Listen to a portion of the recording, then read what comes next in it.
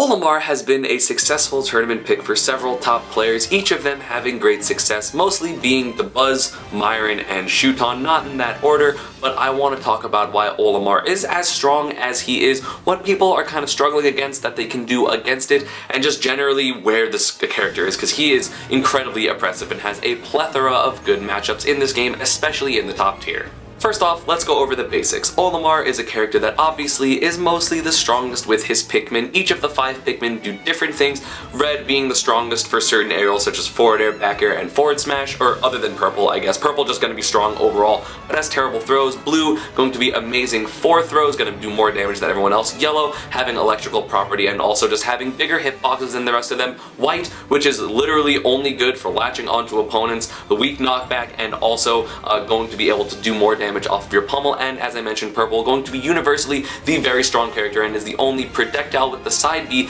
that actually has knockback, as opposed to the Pikmin latching onto you. These will get plucked in the same order every single time, which is red into yellow, into blue, into white, into purple, and you can manipulate that both as the Olimar player and the opponent because you can always know what is coming up next. The Pikmin also cycle from one to another, and you can keep track of which one is going next just because it is always in a set order, and it only changes based on the whistle, his downbeat, and I don't know how that works, and neither do most of the Olimars, but you can typically tell just based off of what's trailing behind him anyway. If you can get rid of all of Olimar's Pikmin around him, it is very, very difficult for him to do anything, whether it's land, whether it gets you away from him, whether it's anything. He can't kill. I think F-tilt is like his only almost kill move, which is like 180 at the ledge or something like that. The character is not anything without the Pikmin, and the Pikmin are obviously huge problems because of a couple buffs that he got from Smash 4. In Brawl and Smash 4, you could smack the Pikmin if they were doing aerials because they are treated as items and they have their own hurt boxes, and that would include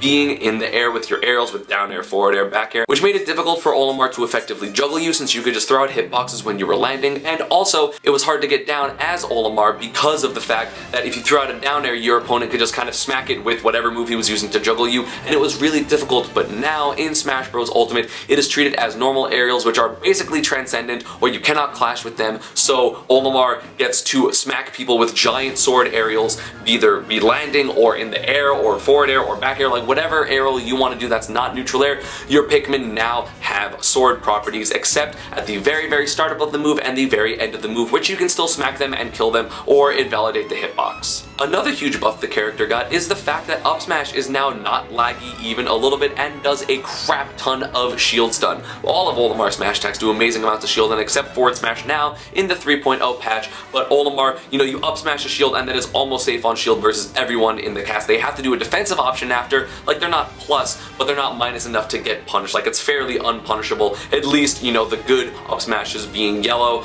red, and purple. A big thing to note is up smash is not shield grabbable. You see so many top level players get up smashed on shield, try to grab it, and the Olimar sidesteps and then forward smashes with a purple, of course, because it's always a purple, and they die at like 65 to 70% because this character's kill potential with smash attacks is ridiculous. So once you get up smash, you have to wait for your opponent's defensive options, which is really difficult considering they do so much shield damage, and you don't want to get up smashed, or up smash, down smash, because that might break your shield. So you really have to just kind of go back and reset to neutral, which Olimar has in amazing neutral in the first place. His projectile being side B, if it latches onto you, it will make your hitboxes slower because you might accidentally hit the Pikmin in the middle, and obviously they also have hit lag, so just your general movement is going to be slower, and they also inflict shield stun if they hit you, or rather if they're on you and then they hit your shield as you're shielding, so it can add shield stun, which makes things even more safe or harder to punish, or you're gonna mess up some stuff and accidentally buffer rolls or sidesteps or things like that, which is really, really obnoxious. Olimar, if you're playing against an Olimar, it feels a lot of the time like you're not in control, even more than a lot of people already complain about Ultimate.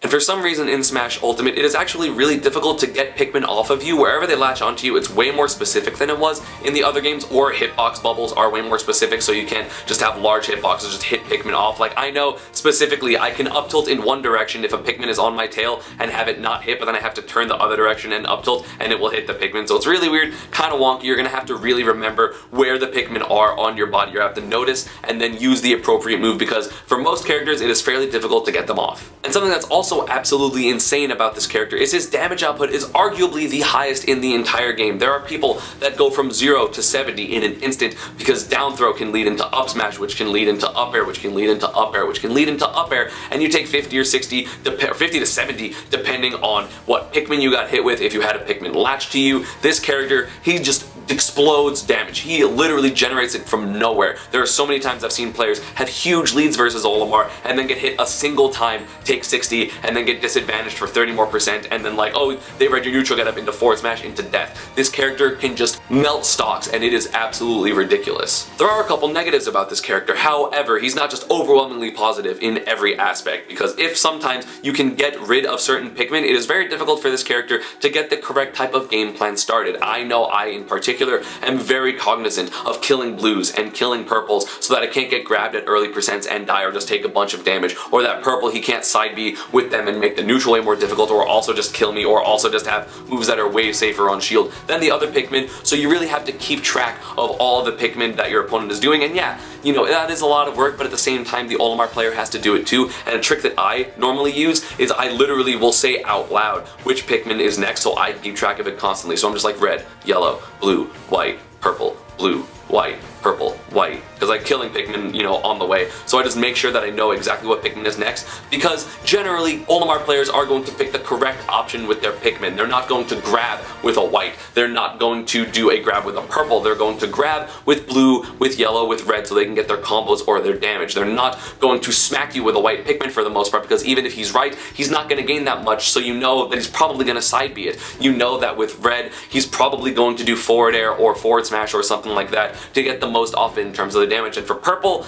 he just can do everything but grab, so you gotta be careful about that. So really, there are things that Olimars want to do with each of their Pikmin, and the best Olimars, you know, the top 3 that I mentioned, are very good at not necessarily doing the correct thing. Like, they will go for a forward air with a blue or a grab with a purple to mix people up so that it's not just really obvious what they're going to do, but at the same time, sometimes they want to do the most optimal thing. They want to catch you off guard with that grab or that purple forward smash, because then they can sidestep afterwards and be able to be safe. You really have to be paying attention to what your opponent's Pikmin have if you are the not Olimar player, and just be able to react to what he wants to do and space yourself correctly accordingly. Another negative is this character is pretty light and exploitable off stage. Like, yes, if they have a purple Pikmin, they can toss it to kind of deter edge guards, but again, for the most part, during his up B, he is a sitting duck. He can only do an aerial off of it once, and well, and that's not obviously good, so you can't just hit him for free, but if he does an aerial and he doesn't land immediately, he actually goes into free fall. So if you can bait that aerial out, you can get a huge punish against that, or just, you know, hit him off stage over and over. Or if he throws his Pikmin to try to get his up B to go farther, now he doesn't have anything to smack you with other than neutral air, so you can really keep him off stage and hit him over and over again, and God forbid, hit him in the air and he has to land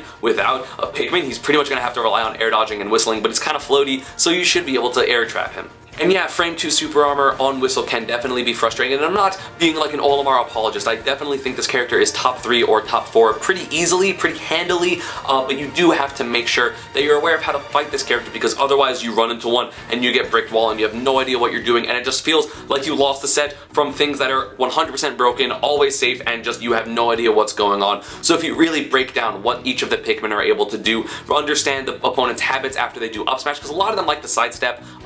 You know, there's a particular situation which I have kind of like labbed out a little bit just from watching, and then I played the Buzz and Shuton and Myron in friendlies, and it worked against all of them. So there's a lot of little things you can kind of theorize, and they end up working. This character is definitely frustrating to a lot of top tiers, but he does still have some fairly difficult matchups, mostly with characters like Lucina and Shulk, who are able to constantly swat Pikmin away, outrange all the Pikmin, and do a lot of damage, and also edgeguard. I think that those two characters do incredibly well versus Olimar. I don't really know why Leo sometimes decides to go Ike, I guess for like early kills for some reason, but Shulk, you know, obviously a very difficult character, an amazing character, but very difficult, very few top level players for him, so you're not really going to see that as a counter to Olimar, unfortunately. But we have seen Peach players and Snake players have success against this character as well, so it's not like he just destroys every character. He's just really frustrating, and he's one of those characters that a lot of top players don't want to pick up and don't want to play, so they don't really get a chance to learn them, so they just get brick walled when they play against a Buzz or Myron or Shuton, especially because all 3 of those characters, or rather players, play incredibly differently. Myron definitely runs into in your face and uses Olimar's, safety on shield hugely to his advantage. Shuton, more of a mid-range player, he kind of wants to bait you into certain things and is also amazing with jump reads offensively. He is so masterful. And Buzz going to be the long-range master. He has been that always from Brawl, Smash 4, and now he wants to stay as far away from you as possible,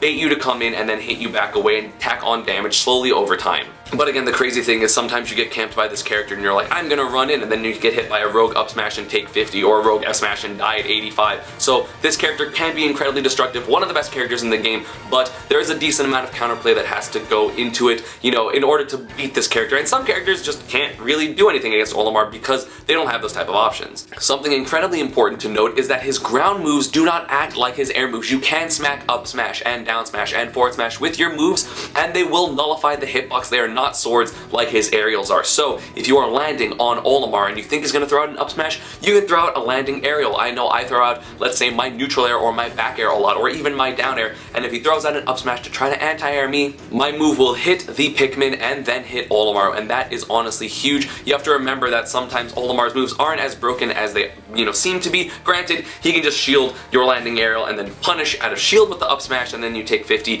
but it becomes a lot of 50-50s because then obviously you can land and you can grab and you can start your combos, get Olimar disadvantage, and play that type of game. And since Olimar is light, if you win a couple of those exchanges, that can be death percent for Olimar, so it is really, really important that you capitalize as much as you can, that you don't let him get as much pressure with up smashes as you can. Remember, if you have a lingering hitbox and a low short hop, if he does up smash on shield, you can do the short hop lingering aerial. If he sidesteps, you will probably hit him with that lingering aerial, and if he does another up smash, you will hit the Pikmin and then hit him. So that's honestly just one little tidbit that I have learned. I short hop downer out of shield, and the downer will hit the sidestep or the second up smash, and that is honestly huge for me. And then it loses to the Olimar shield, but then you can start shield grabbing and you start that mix up there, and the Olimar player will get a lot less comfortable going from that.